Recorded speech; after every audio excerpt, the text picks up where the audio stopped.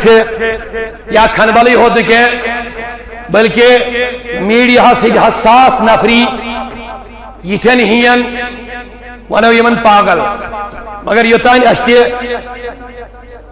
وچ کور search کور توتان چھن یہ شخص پاگل کے یم قرآن پاک سے گستاخی استاد شبیر کھنبلی چھو مزاحیہ ڈرامہ بنائے بنائے کیا من تحمد پانون مقصد ہمیں اس سے لینا دینا نہیں ہے مگر قرآن پاک سے یس ام بے حرمتی کر یہ انتہائی ناقابل برداشت یوزن لفظ بو ونتھی ہکن تمس سونک ونمت قرآن اس کیا چھک سکارن خدا دین نجات بو ونمت بدل لفظن مت باسا چھس تی کرن یہ بو میج سیدن کرن چھس معاذ اللہ پیشاب کرن پات شرمگاہ صاحب خدا دین نجات یعنی یہ تیو لفظات یوزن ناقابل برداشت چھو اور اس انسان کو پھانسی کے سوا میرے خیال سے کوئی سزا نہیں ملنی چاہیے مگر ایم چھ لوگ من ڈرامہ بازی یہ چرسی انسان ہوش و حواسن من چھ برابر مگر کیا پتا ام سات ما ایسے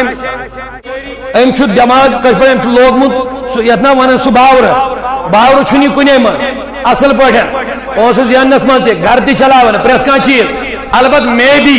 ام سات ما ایسے چرس بوٹ ڈبوں من بول کن شاید تم مجمع ونن یت لفظ مگر ایسے لوگوں کو بخشا نہیں جائے گا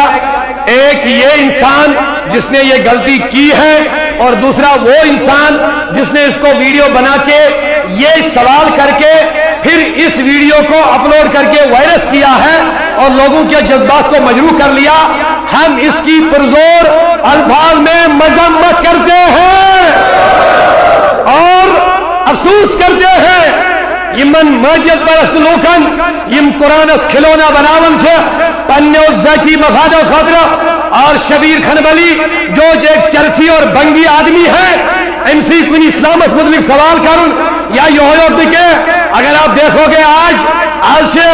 یم مزاحیہ پروگرام بناون روز اسلام کے نصولن اسلام کے معاملاتن مزاق بنائے ڈرامہ بنائے پوس کراون ہم حکومت وقت اور ایڈمنسٹریشن سے گزارش کرنا چاہتے ہیں ایسے لوگوں کو لگام لگنی چاہیے